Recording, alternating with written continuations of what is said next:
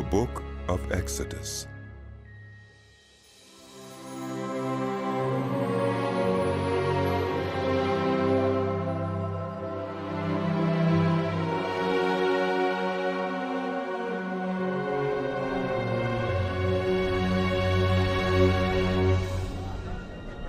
These are the names of the sons of Israel who went to Egypt with Jacob, each with his family: Reuben, Simeon, Levi, and Judah; Issachar, Zebulun, and Benjamin; Dan and Naphtali; Gad and Asher. The descendants of Jacob numbered 70 in all. Joseph was already in Egypt. Now Joseph and all his brothers and all that generation died. But the Israelites were exceedingly fruitful. They multiplied greatly, increased in numbers, and became so numerous that the land was filled with them.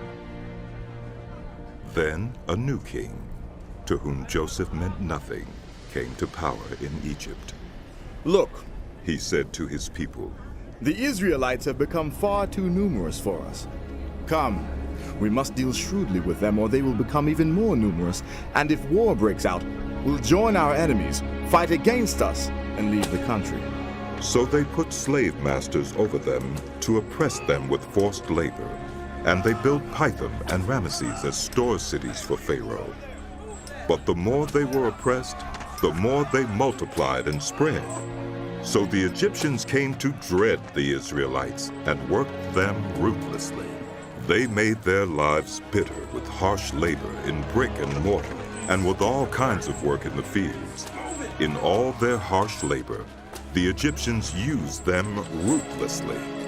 The king of Egypt said to the Hebrew midwives, whose names were Shiphrah and Puah, "When you help the Hebrew women in childbirth and observe them on the delivery stool, if it is a boy, kill him.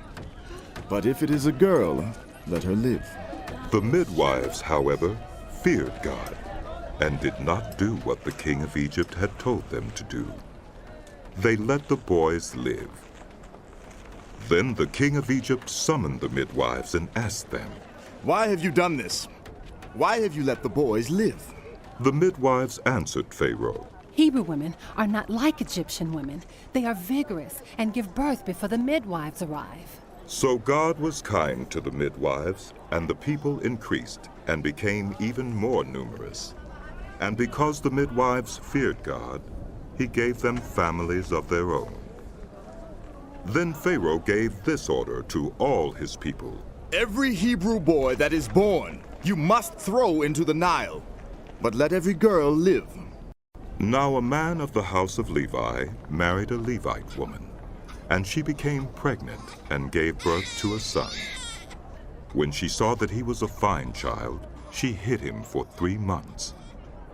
But when she could hide him no longer, she got a papyrus basket for him and coated it with tar and pitch. Then she placed the child in it and put it among the reeds along the bank of the Nile. His sister stood at a distance to see what would happen to him. Then Pharaoh's daughter went down to the Nile to bathe, and her attendants were walking along the riverbank.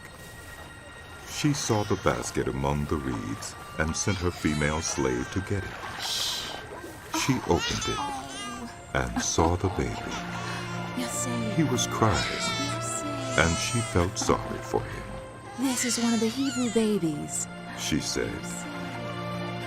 Then his sister asked Pharaoh's daughter, "Shall I go and get one of the Hebrew women to nurse the baby for you?"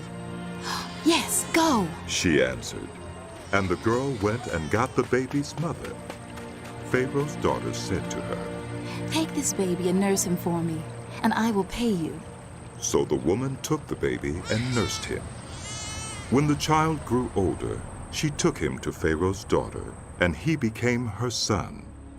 She named him Moses, saying, "I drew him out of the water."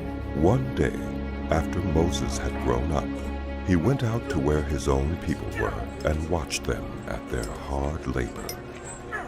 He saw an Egyptian beating a Hebrew, one of his own people. Glancing this way and that, and seeing no one, killed the Egyptian and hid him in the sand. The next day he went out and saw two Hebrews fighting. He asked the one in the wrong, "Why are you hitting your fellow Hebrew?" The man said, Who made you ruler and judge over us? Are you thinking of killing me as you killed the Egyptian? Then Moses was afraid and thought, What I did must have become known. when Pharaoh heard of this, he tried to kill Moses. But Moses fled from Pharaoh and went to live in Midian, where he sat down by a well. Now a priest of Midian had 7 daughters, and they came to draw water and fill the troughs to water their father's flock.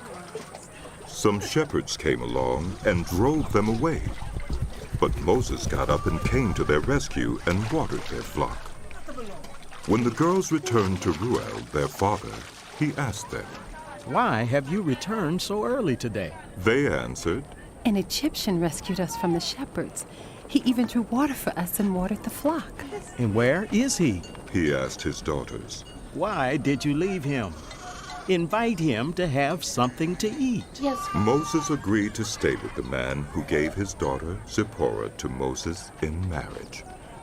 Zipporah gave birth to a son, and Moses named him Gershom, saying, I have become a foreigner in a foreign land.